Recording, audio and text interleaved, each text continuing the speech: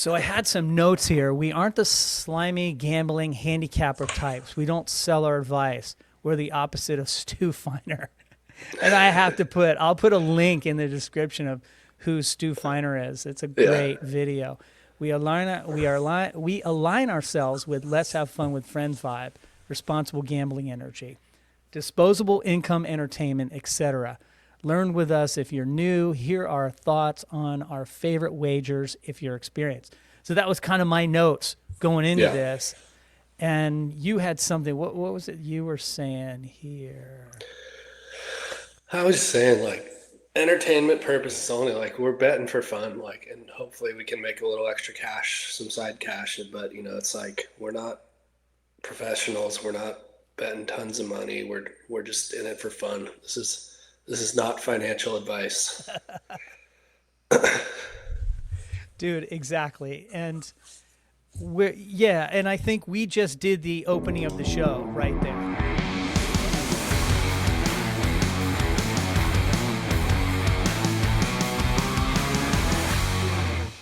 For those of you out there, we just recorded that as what our ideas were for this new show, which is Swell Stakes. And each event,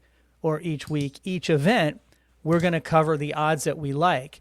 And right now, one of the odds that we are looking at is a futures bets. And what I asked Ben when we made this, and what's on the thumbnail of this video, is Filipe Toledo a good futures bet? Tell us your thoughts, Ben. No, definitely not. I mean, not for a world title, that's for sure. And that's because in order to get the world title, you got to make top five, and then you got to win at Cloud Break. And do I think Felipe is going to make top five? I would say like almost guaranteed. Felipe, if we were talking about the old World Surf Tour or World Surf League or the old ASP days, where it's whoever has the most points at the end of the year, then I would say Felipe is a great bet, depending on its odds. But in this year, where the final is going to be at Cloud Break, Felipe hasn't really shown himself to be very good out there. I mean, could he win on any given day out there? For sure, but do I like his odds of winning against the rest of the top five? No, especially because they're going to wait until it's the best day of the waiting period. Hopefully they'll have good swell and it'll be big and heavy lefts, and that is not exactly what Felipe is known for. So I would not bet this early on Felipe to win the world title, especially I believe his odds are at like 6-1 or something like that. I was going to really ask you not about that. very great. So yes, 6-1. So explain that to people who are new. If you bet $10 on Felipe at the then start you'd of the win year, 60. Yeah. you would get $60. $100 Exactly. gets you 600. That's not a huge return for what could possibly happen, an injury, or he pulls out.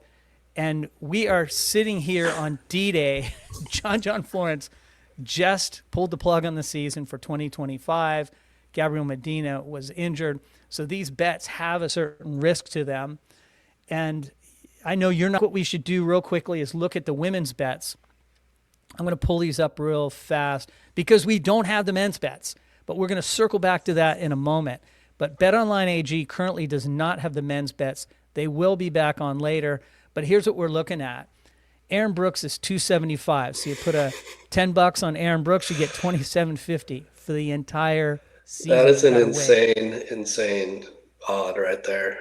And I think that shows how much money is on Aaron Brooks. And let me tell you a Totally. quick story. I meant to put $10 on Aaron when it was at 500. So $10 gets me 50, but I put 100. I put an extra zero in there. So I have a $100 bet for Aaron Brooks to win 500 at the end of the season.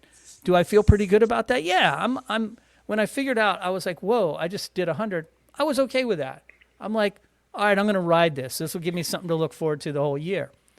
Do I think Caitlin Simmers can beat her? Absolutely. I think Caroline Marks can too. But it's going to be fun, and hopefully she remains injury-free. And I don't think she's pulling out, that's for sure. Yeah. So, What's crazy is I was just looking because I've been tracking them since I first noticed they posted the odds. When was that? back in December 4th, she was 6-1. She opened at 6-1. So much Wow. money has gone in on her that she's dropped from, 6 down to 2.75, which is, I mean, like I said, that's pretty insane odds for a world title that's happening in what, 8 months or whatever it's going to be. Yeah, and that goes to show you how fast the lines move. And if you see something you really like, you kind of want to jump on that. Yeah, exactly. Like the earlier you get your bet in, the closer you are when the odds are first posted, the better odds you're going to get. As the odds stay up and people are putting money on them, they'll start to even out. Like for in this case, Aaron Brooks, a bunch of people were putting money on Aaron Brooks, so her odds just have been dropping ever since. So for to get the best odds, you want to like pounce on a bet as soon as you see it, if you can. Yeah, and the opposite can happen too, whereas, someone will have not a lot of play on them and then they'll start to go up and there'll be a better bet closer to the event. And one of the things we still need to look at what we're going to do is look at the Lexus Pipe Pro in our next episode, and we're going to see the bets right before we plan on doing that show. Probably we're going to do that show. It should be released on Friday night. That's January 24th, or Saturday morning on the 25th. So check it out if you're into it. We're going to cover all the bets on the Lexus Pipe Pro.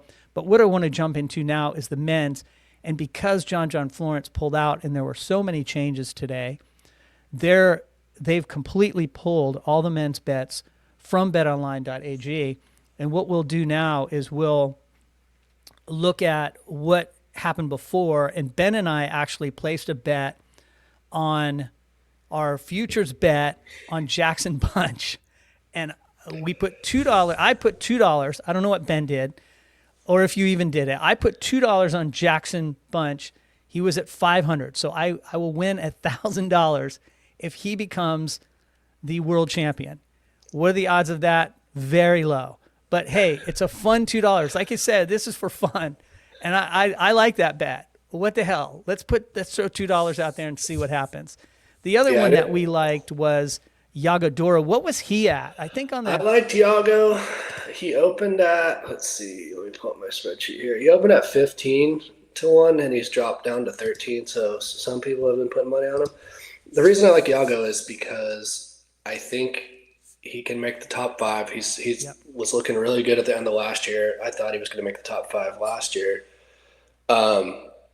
And I think he can surf cloud break really well, especially on his forehand. So for me, and now with John Joh out and Medina questionable, I feel like Yago has a very good chance to make the top 5. And if he does, he can do pretty well at cloud break. So I don't know, 13-1, still not that great, but I might put a couple bucks down on him for that. Well, let's say this too, that once they recalculate these odds without John Joh in there, I think that his number won't be as good as 13. That's my guess. It'll drop for sure. Yeah, we'll be able to see it in a day or so. And I don't think anyone else we really loved in the men's futures bet. So what we want to say is join us on the next show, which will be the Lexus Pipe Pro. We'll be covering these each and every event. One other big bonus that's happened is we just did an interview with Survival League. Yeah, so join us in the next episode. We have Taylor Lobdell, the CEO of Survival League, and it's a great conversation we have about surfing, about survival, and about all of the tragedy of our survival picks over the last few years. So check that out. Hey, everyone, thanks for joining us. We'll catch you on the next one. You.